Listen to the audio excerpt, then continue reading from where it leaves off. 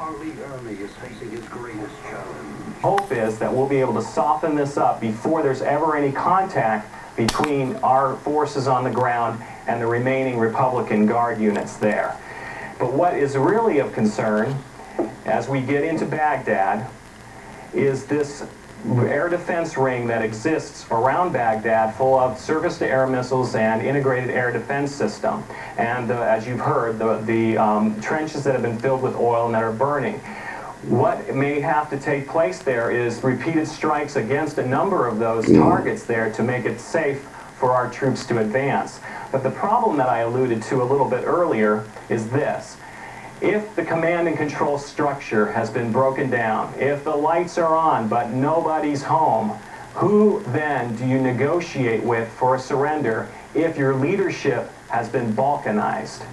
And that is what may have happened in this country right now. As the reports are coming out that the leadership are packing their bags, there's going to be elements of resistance that have already melted into the city of Baghdad and that are going to be willing to fight because they have no other orders. And you bring up a good point there. You bring up a very good point, because a lot of people have been saying that this is a plus to our troops, Colonel, that in some ways this breakdown of communication. But you highlight something I was going to ask you, in fact, that maybe in some ways it makes it more confusing. It's definitely going to be confusing. It's going to be balkanized, as I would say, the leadership itself. And so you don't know whether you're going to be going into an area of heavy resistance or whether people will be standing in line with their arms up waiting to surrender.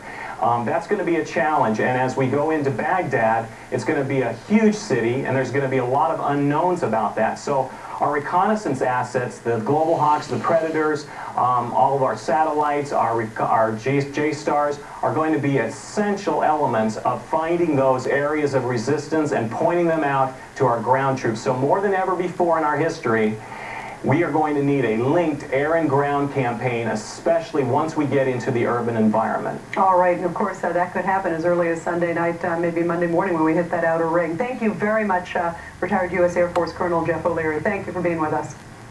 My pleasure. Thank you. Anti-war protests and pro-troop rallies, as Fox's Rebecca Gomez reports, tempers flare around the country.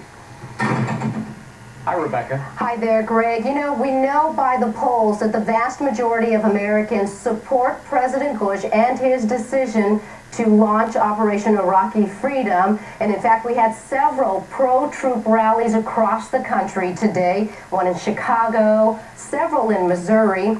But the anti-war crowd refuses to acknowledge the polls and once again shut down and disrupt a great part of the Big Apple. And you know, New York is the one place where people are most anxious about retaliatory terrorist strikes since the war in Iraq started. The Big Apple put police officers out in force, moving them from anti-terrorist efforts, many of them working overtime in case things got out of control out there in New York. And we saw some recent pictures, and the crowd started to get a little out of order there, and they are no longer marching along the permit route. So you have a lot of police officers out there trying to make sure this doesn't get out of hand. You know, even some of the people sympathetic to the anti-war message out there worry that these marches divert limited resources from stopping possible terrorist strikes, and that the city, already hurt financially by 9/11, did not need the extra expense of this massive police deployment here in New York today. There were also concerns the protesters would disrupt businesses. We saw some of the businesses not even opening, and a lot of people did not even come into the city today, even though it's been a beautiful day, which hasn't happened in a long time here in the city. You know, again, hurting the city, which is struggling to bring back tourists in revenue. And I have to tell you, despite these sporadic protests across the country, the latest USA Today poll shows that 76% of Americans support President Bush and his decision to topple Saddam Hussein's dictatorship. The protesters refuse to believe those polls. You agree with the decision that Saddam Hussein needed to go? Yeah.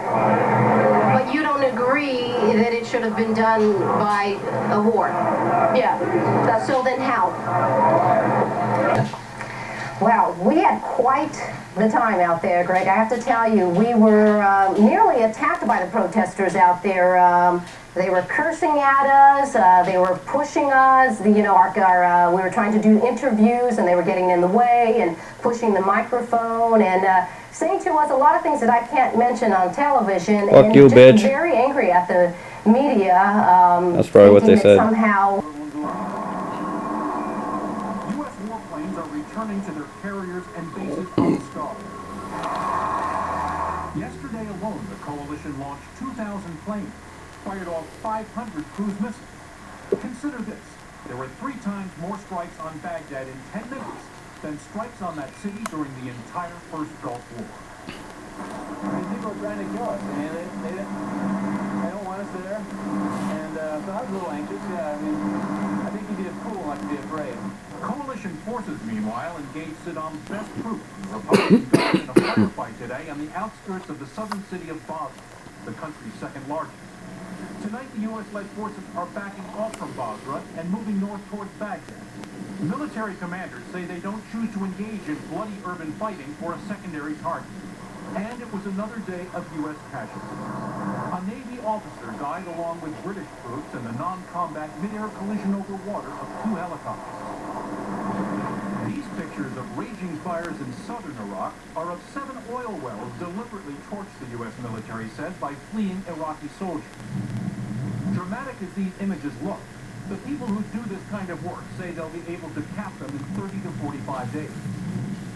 The U.S. command says it is now in control of these fields that account for 50% of Iraq's production.